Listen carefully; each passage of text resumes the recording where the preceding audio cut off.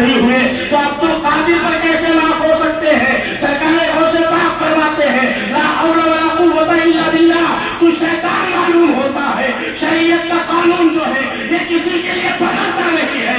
एक मर्तबा जो अल्लाह के हबीब ने कानून बना दिया है, सुबह क़यामत तक वो कानून बाकी रहेगा, उसे किसी के लिए बदला नहीं जा सकता है। कौन होगा? कौन मोहम्मद फरमान न बदला जाएगा, बदलेगा ज़माना मगर कुरान न बदला जाएगा। जब गौसे आजम फरमाते हैं कानून किसी के लिए बदला नहीं जाता है। ये ढोंगी बाबा, ये ढोंगी पीर अपने घरों में बैठ करके कहते हैं हम तो तसव्वुर में नमाज पढ़ते हैं। मरदूद कहेंगे कौन सी नमाज तसव्वुर में पढ़ रहा है? अल्लाह के नबी अलैहिस्सलाम खाने काबा में नमाज पढ़े, सरकार मस्जिद नबवी में नमाज पढ़े, मस्जिद कुरान में नमाज पढ़े, और तो तसव्वुर में नमाज पढ़ रहा है। तू तसव्वुर में नमाज मक्का शरीफ में पढ़ रहा है, जो हिंदुस्तान में तेरी नमाज नहीं होती है, जो मक्का शरीफ में जाकर के पढ़ रहा है। हिंदुस्तान की सारी चीजें तुझे अच्छी लगती है, खाना यहाँ का खाता है, पानी यहाँ का पीता है, बिस्तर यहाँ का इस्तेमाल करता है, और जब नमाज पढ़ने की बात आती है तो कहता है खाने काबा में नमाज पढ़ रहा हूँ, मैं मदीना मुनव्वरा में नमाज पढ़ रहा हूँ। अरे मदीना मुनव्वरा में तुम क्या नमाज पढ़ोगे? वो सरकार ख्वाजा गरीब नवाज जिन्होंने 90 लाख लोगों को दिल्ली से अजमेर के सफर के दौरान कलमा पढ़ा करके मुसलमान कर दिया था, उन्होंने भी दावा नहीं किया कि मैं काबा में नमाज पढ़ता हूँ, उन्होंने भी दावा नहीं किया मैं मस्जिद नबवी में नमाज पढ़ता हूँ। लिहाजा ऐसा शख्स जो नमाज को कहता है कि तसव्वुर में पढ़ा करो, वो सब कुछ हो सकता है मगर मुसलमान नहीं हो सकता है। वो सब कुछ हो सकता है मगर मोमिन नहीं हो सकता है। मुसलमान वो होगा जिसका अमल अतीउल्लाह व अतीउर रसूल के मुताबिक होगा। मुसलमान वो होगा जो मैं युतीउर रसूल फक़द अल्लाह पे अमल करेगा, वो मुसलमान हो सकता है। हज़रात गिरामी, किसी के कपड़े पर, किसी के खुशबू इतर पर, किसी के लंबे बालों पर हाथ न जाए, बल्कि ये देखें कि इसके अंदर अल्लाह और रसूल का खौफ कितना पाया जाता है, और इसके अंदर अल्लाह और रसूल की मोहब्बत कितनी है, और हमें अल्लाह और रसूल तक ये किस तरह पहुंचाता है, यह आपको देखना है। विलायत का दावा आधा आदमी कर देता है, बहुत आसान है, और भोले भाले लोग उसके चक्कर में आ जाते हैं। भोले भाले लोग फंस जाते हैं और कहते हैं हजरत बहुत पहुंचे हुए हैं। कहां तक पहुंचे हुए भाई, कहां तक पहुंचे हैं? हजरत जुनैद बगदादी फरमाते हैं जो शरीयत को छोड़ करके पहुंचने का दावा करता है वो जन्नत में नहीं, वो जहन्नम तक पहुंचा हुआ है, और तुम्हें भी वही पहुंचा के छोड़ेगा। इसलिए ऐसे बाबाओं से दूर रहिए। ऐसे लोगों के हाथ में हाथ देना बिल्कुल जो है ये गुनाह कबीरा है। ऐसे लोगों से हमेशा दूर रहे। उन लोगों का दामन पकड़े जो सरकार गौसे पाक रज़ियल्लाहु ताला अन्हु के मिशन पर सच्चे और पक्के आमिल हो। सरकार गौसे पाक फरमाते हैं जिसने दिल में इरादा कर लिया कि मैं अब्दुल कादिर जिलानी का मुरीद हूँ, वो मेरा मुरीद है और मैंने उसे अपने मुरीदों के फहरिस्त में शामिल फरमा लिया है। अगर आपको कोई ऐसा पीर नहीं मिलता है जो मुत्तबा शरीयत हो तो दिल पे हाथ रख के और गौसे आजम की बारगाह में कहे या सैयदना शेख अब्दुल कादिर जिलानी शय्यलिल्लाह अल-मदद, ऐ गौसे आजम मैंने अपना हाथ आपके हाथ में दे दिया है और आज से मैं आपका मुरीद हूँ। गौसे आजम सरकार फरमाते हैं उसको मैं अपने मुरीदों में शामिल कर लूंगा। ये पावर सरकार गौसे पाक रज़ियल्लाहु ताला अन्हु को अल्लाह तबारक व तआला ने अपने करम और नबी के सदक़े में अता फरमाया है। इसलिए मेरे अजीजों, हर किसी को वली मत मान लिया करो, हर किसी को वली तसव्वुर न किया करो। विलायत का मियार जो है ये क्या है? विलायत का मियार ये शरीयत है। सबसे पहले वो मुत्तबा शरीयत हो, उसके बाद विलायत के मनसब पर चढ़ता है। सरकार गौसे पाक रज़ियल्लाहु ताला अन्हु की जिंदगी को देखें। सरकार गौसे आज़म रज़ियल्लाहु ताला अन्हु खुद अपने जमाने के, अपने वक्त के बहुत बड़े मुफ्ती आजम भी थे, बहुत बड़े मुहद्दिस आजम भी थे, और बहुत बड़े फकीह आजम भी थे, बहुत बड़े मुहक्किक भी थे, बहुत बड़े मुदर्रिस भी थे, बहुत बड़े खतीब भी थे। सरकार गौसे पाक रज़ियल्लाहु ताला अन्हु का एक मुरीद है, गौसे आजम की बारगाह से इजाजत लेता है, सरकार घर जाना है। गौसे आजम ने फरमाया ठीक है चले जाओ। घर जाते जाते रास्ते में उसे ख्याल आता है कि इसी रोड पर हजरत अब्दुल रहमान इब्न जौजी जो बहुत बड़े मुहद्दिस है उनका दरसगाह चलता है, उनकी बारगाह में हाजिरी दे लेता हूँ। हजरत अब्दुल रहमान इब्न जौजी जो मुहद्दिस थे उनकी बारगाह में गौसे पाक का मुरीद पहुंचता है और जाकर के बैठ गया। दरसे हदीस जब खत्म होती है हजरत इमाम इब्न जौजी रहमतुल्लाह अलैह ने फरमाया कौन हो, कहाँ से आए हो? उसने कहा सरकार मैं अब्दुल जिलानी का मुरीद हूँ और घर जा रहा था तो मैंने सोचा कि आपके दरसे हदीस को सुन करके जाऊं। हजरत इमाम इब्न जौजी फरमाते हैं मेरा दरसे हदीस तुम्हें कैसा लगा? उसने कहा हुजूर ठीक तो था, मगर मेरे मुर्शिद की बारगाह में एक बार चलते, मेरे शेख की बारगाह में एक बार चलते, आप उनसे एक बार मुलाकात कर लेते। हजरत इमाम इब्न जौजी रहमतुल्लाहि तआला अलैह ने इरशाद फरमाया ठीक है दोबारा आना तब मैं जरूर चलूंगा। ऐसा नहीं कहा उन्होंने कि मैं क्यों जाऊं, मैं खुद अल्लाह में जमा हूं, मुझे जाने की जरूरत क्या है, मैं क्यों जाऊं? लोग मेरी बारगाह में दरसे हदीस लेने आते हैं, लेकिन मुहद्दिस इब्न जौजी बहुत बड़े मुहद्दिस के साथ साथ बहुत बड़े अक्लमंद भी थे। वो जानते थे कि गौसे आज़म की बारगाह में मैं हाजिर होऊंगा तो कुछ ना कुछ अल्लाह मुझे जरूर अता फरमा देगा। हजरत इमाम इब्न जौजी ने फरमाया दोबारा आना। वो दोबारा जब गौसे आज़म की बारगाह में जा रहा था, पहुंचा इमाम इब्न जौजी के पास, उसने कहा सरकार तशरीफ ले चलेंगे? हजरत इमाम इब्न जौजी ने फरमाया ठीक है चलो। हजरत इमाम इब्न जौजी जब पहुंचते हैं उस वक्त गौसे पाक रज़ी अल्लाह तआला अन्हु खिताब फरमाने की तैयारी कर रहे थे। सरकार गौसे पाक मिंबर पे चढ़े और आपने कुरान की एक आयत तिलावत किया और उसका तर्जमा बयान किया। हजरत मुहद्दिस इब्न जौजी रहमतुल्लाह तआला अलैह और वो नीचे बैठे हुए थे और गौसे आज़म का मुरीद बगल में बैठा है। हजरत इमाम इब्न जौजी हजरत गौसे पाक के इस तर्जमे को सुनते हैं और मुस्कुरा के इरशाद फरमाते हैं गौसे आज़म के मुरीद से ये तर्जमा जो तुम्हारे शेख ने बयान किया है ये मुझे मालूम है। उसने कहा जी सरकार। दूसरा तर्जमा गौसे आज़म बयान करते हैं, इब्न जौजी कहते हैं ये भी मालूम है। तीसरा बयान किया, इब्न जौजी ने कहा ये भी मालूम है। चौथा बयान किया, इब्न जौजी ने कहा ये भी मालूम है। पांचवा बयान किया, इब्न जौजी ने कहा ये भी मालूम है। छठा बयान किया, इब्न जौजी ने कहा ये भी मालूम है। सातवां बयान किया, इब्न जौजी ने कहा ये भी मालूम है। आठवां, नौवां, दसवां और जब 11वां तर्जमा गौसे आज़म बयान करते हैं, इब्न जौजी मुस्कुरा के कहते हैं ये भी मालूम है। उसने कहा हुजूर वाला अभी तो गौसे पाक ने शुरू नहीं किया है, अभी तो आगे आगे देखे, इब्तिदाए इश्क है, रोता है क्या? आगे आगे देख होता है क्या? सरकार गौसे पाक ने जब 12वां तर्जमा और तफसीर बयान किया और गौसे पाक के मुरीद ने हजरत इब्न जौजी की तरफ देखा और मुस्कुरा के अर्ज किया क्या हुजूर ये तर्जमा और तफसीर आपको मालूम है? इब्न जौजी कहते मुझे नहीं मालूम है। उसने कहा सरकार आगे भी समाप्त करें। गौसे आज़म ने 12, 13, 14, 15, 16, 17, 18, 19, 20 यहाँ तक कि गौसे पाक ने 40 तफसीरें बयान फरमा दिया। हजरत गौसे आज़म के मुरीद ने कहा इमाम इब्न जौजी से कि हुजूर आपको कितनी मालूम है? इमाम इब्न जौजी कहते हैं कि के सिवा मुझे और नहीं मालूम है।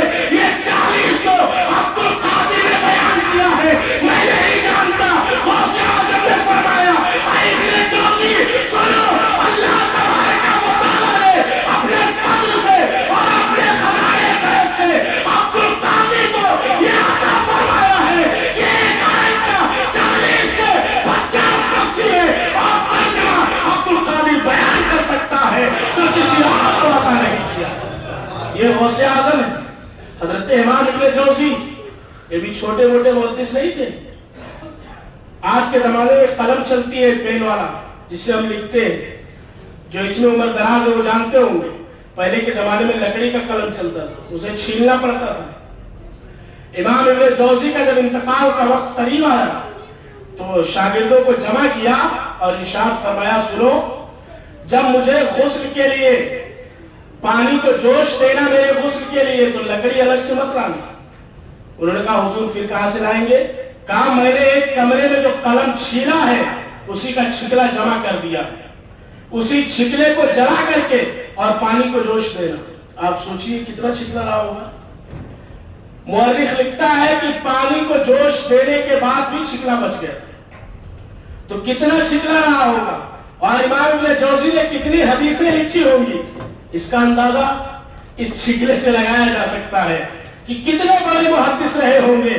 लेकिन सरकार गौसे आज़म की बारगाह में जब इब्न जौजी पहुंचते हैं तो गोया कि बरेली के ताजदार फरमाते हैं वाह क्या मर्तबा ऐ गौस है बाला तेरा, ऊंचे ऊंचों के सरों से है कदम आला तेरा, और सर भला कोई क्या जाने कि है कैसा तेरा, औलिया मरते हैं आखिर वो है तलवा तेरा। सरकार गौसे पाक का मकाम यहीं पे खत्म नहीं होता है। आपने सुना होगा, आपको पता भी होगा कि 4 मसलक है, हनफी, शाफई, मालिकी, हम्बली, ये 4 मसलक है اور چاروں میں سے کسی ایک کی تقلید کرنا یہ اہل سنت والجماعت پہ ہونے کی دلیل ہے۔ چاروں میں سے ایک امام ہے جن کا نام حضرت امام احمد بن حنبل ہے، اور انہی امام احمد بن حنبل کے مقلد سرکار غوث پاک رضی اللہ تعالیٰ عنہ ہے۔ سرکار غوث اعظم کی خواب پہ حضرت امام احمد بن حنبل تشریف لائے اور آنے کے بعد کہا عبدالقادر میرا جو مسلک ہے حنبلی اس کے پیروکار کم ہوتے جا رہے ہیں، اور اللہ و رسول کا منشا یہ ہے کہ قیامت تک ان چاروں مسلک کو زندہ رکھا جائے۔ اس لیے عبدالقادر اگر تم میرے مقلد بن جاتے ہو تو عبدالقادر تمہارے ماننے والوں کی تعداد سینکڑوں میں ہے، لاکھوں میں ہے، سب میرے مقلد ہو جائیں گے اور میرا مسلک زندہ رہے گا۔ سرکار غوث پاک رضی اللہ تعالیٰ عنہ نے حضرت امام احمد بن حنبل کی تقلید کیا، جبکہ غوث اعظم سرکار اتنے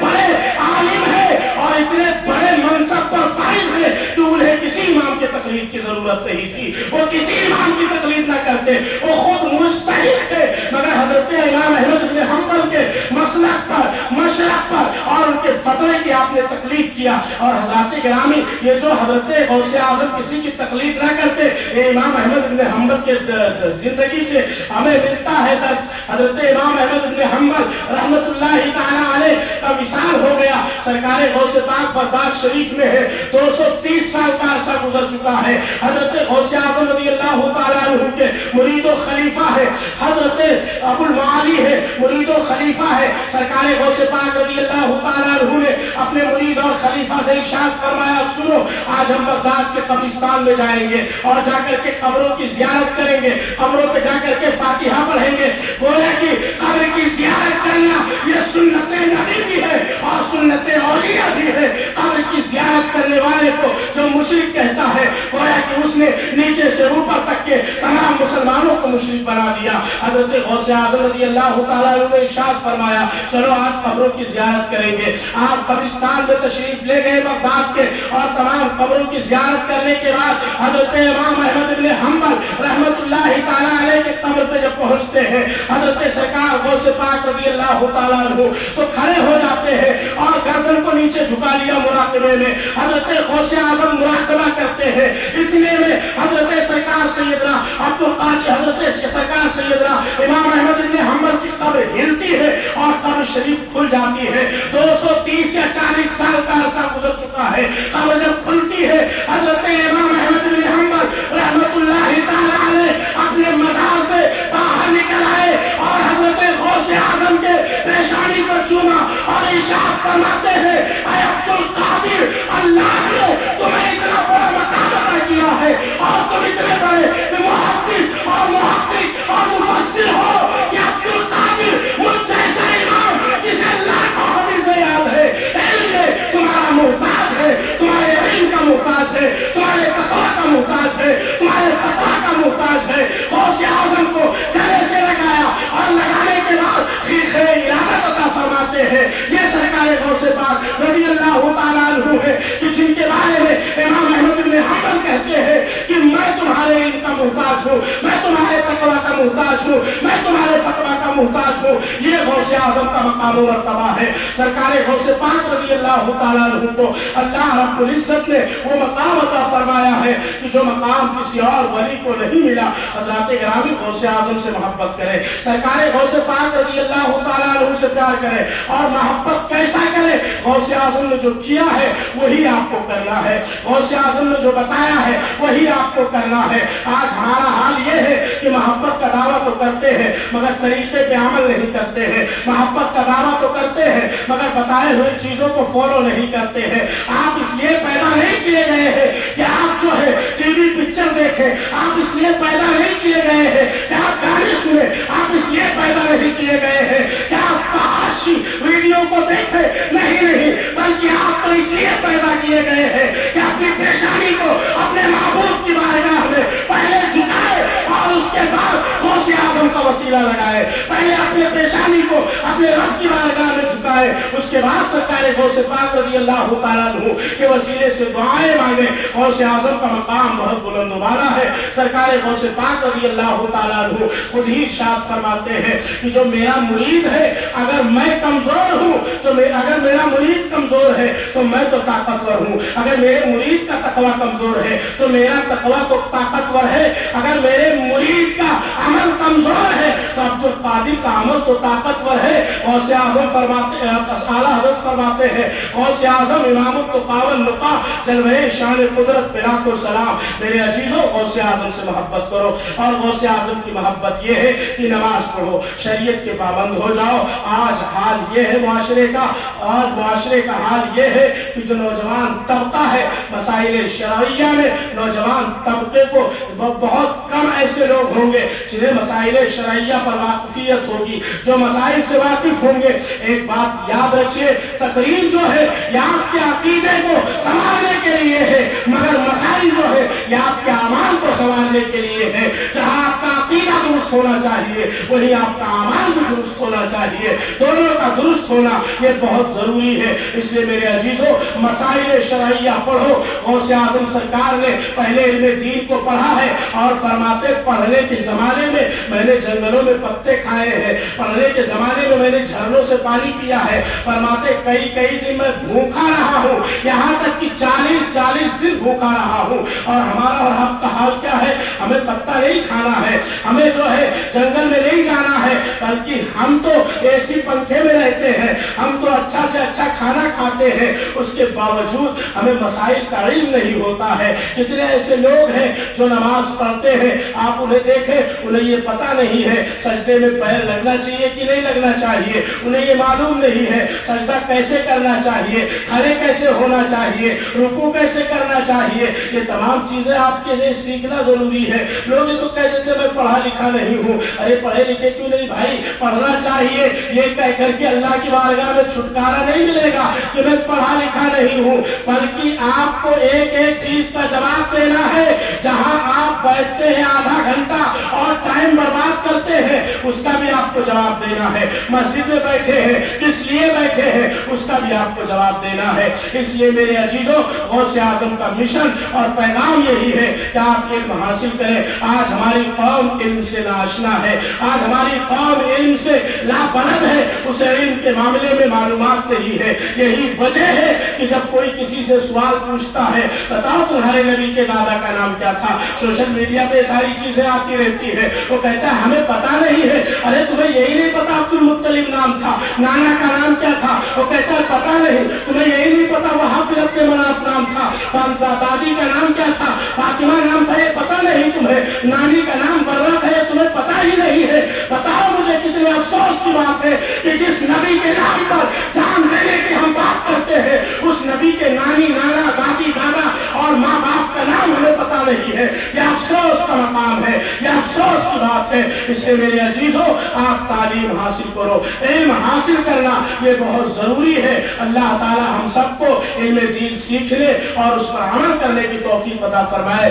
जैसा कि मस्जिद में मैंने ऐलान किया था कि बच्चों की तालीम का इंतजाम किया गया है। इंशाअल्लाह ताला जो बच्चे पढ़ने आते हैं उन्हें मंडे के दिन बैग दिया जाएगा मस्जिद की तरफ से। वो नौजवान जिन्होंने इंतजाम किया है, अल्लाह उन्हें सलामत रखे। आप अपने बच्चों को तालीम के लिए भेजे। एक चीज मैं और अर्ज करना चाहूंगा मेरे भाई, कुरान शरीफ पढ़ना ये इबादत का काम है, कुरान को समझना ये इबादत का काम है। लेकिन अगर कुरान पढ़ करके कहीं ये तर्जमा कर दिया वह जदा का दालन फहदा, नबी गुमराह थे इसलिए मैंने रास्ता दे दिया, तो फिर कुरान पढ़ने का कोई फायदा नहीं होगा। फिर आलम यह होगा युदिल्लु बिही कसीरों व यहदी बिही कसीरा, बहुत से लोग इसी को पढ़ के गुमराह हो जाते हैं। इसलिए अपने बच्चों को कुरान और दीन की तालीम उनसे दिलवाएं जिनके अकाईद दुरुस्त हो, जिनके नजरियात दुरुस्त हो।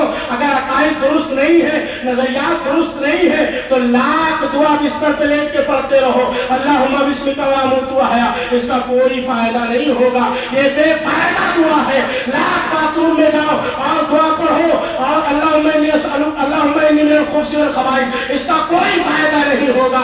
फायदा जब होगा जब आपका ईमान और अकीदा और अमल ये सब दुरुस्त होगा, तब दुआओं का फायदा ہوگا. بغیر عقیدے کے آپ کے دعا پڑھنے سے کوئی فائدہ نہیں ہے.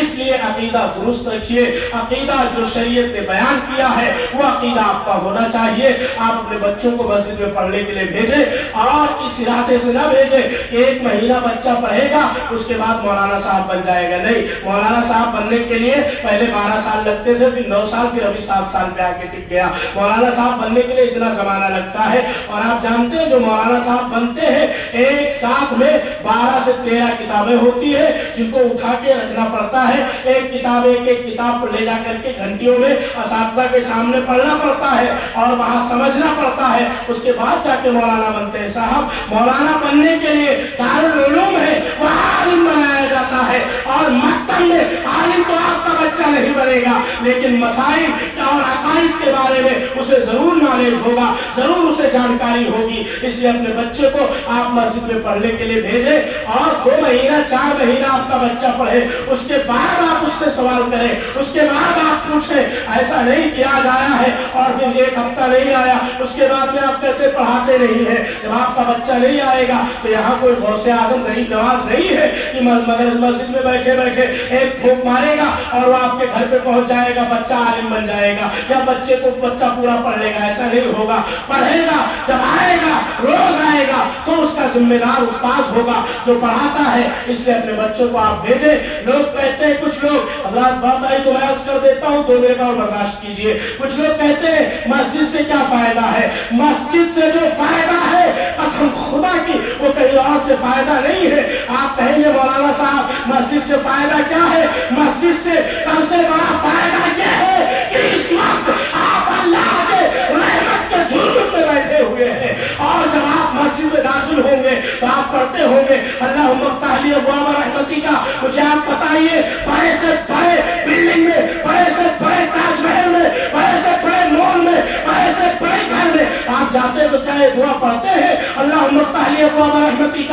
اس لیے رحمت کا دروازہ یہی کھلتا ہے, اور جب یہاں سے نکلتے ہیں تو فضل کا بھی دروازہ یہی سے کھلتا ہے. اگر رحمت چاہیے تو مسجد میں آؤ, فضل چاہیے تو مسجد میں آؤ. مسجد میں وہی لوگ آتے ہیں جنہیں خدا آنے کی توفیق عطا فرماتا ہے. اس لیے کہ اللہ کا گھر ہے اور اللہ جسے یہ توفیق دیتا ہے وہ اللہ کے گھر میں آتا ہے اور اللہ کے گھر کی خدمتیں کرتا ہے. اور ایک بات یاد رکھیے, اگر آپ نے اللہ کے گھر میں کوئی خدمت کر دیا ہے تو یہ سوچئے کہ پروردگار تیرا شکر ہے کہ تو نے مجھے اپنے گھر کی خدمت کے لیے چن لیا ہے, یا تو نے مجھے اب مجھ سے اپنے گھر کی خدمت لے لیا ہے. یہ نہ کہو کہ میں نے کیا ہے, بلکہ یہ کہو کہ خدا کا شکر ہے کہ اس نے کام مجھ سے لیا ہے. ورنہ اللہ جب کام لینے پہ آ جاتا ہے تو موسیٰ کو فرعون کے گھر بھیج دیتا ہے کہ جاؤ اسے تمہیں غرق بھی کرنا ہے اور یہی تمہاری پرورش بھی کرے گا. اس لیے میرے عزیزوں, مسجد کی خدمت وہی لوگ کرتے ہیں جن سے اللہ تعالیٰ لینا چاہتا ہے. یہ باتیں میں نے اس لیے عرض کیا ہے کہ اس کے پیچھے بہت ساری باتیں چھپی ہوئی ہے, وہ سب میں عرض کرنا نہیں چاہتا, وقت بھی ہو چکا ہے. بس ایک اعلان سماعت فرما لیں کہ جیسا کہ ہر سال آپ جانتے ہیں کہ سویرا ہوٹل کے پاس غوث اعظم سرکار کی نیاز ہوتی ہے اور اس میں آپ حضرات بڑھ چڑھ کر کے حصہ لیتے ہیں. اس سال بھی آپ حضرات اس میں بڑھ چڑھ کر کے حصہ لیں گے. آپ کے گھروں پہ چندہ لینے کے لیے کوئی نہیں جائے گا, لہذا مسجد میں لوگ جمعہ کے دن رہیں گے. آپ حضرات یہاں لائیں اور چندہ دیں اور غوث اعظم کے فیض و برکات سے مالا مال ہو. اس میں جتنا زیادہ آپ لوگ دیں گے اللہ اتنا ہی زیادہ آپ لوگوں کو اپنے فضل سے, اپنے کرم سے عطا فرمائے گا. آمین تو بولو یار. چندے کی بات آتی ہے تو بہت آہستہ بولتے ہیں لوگ. ارے میں دعا دے رہا ہوں بھائی. دعا جب کوئی بھی دے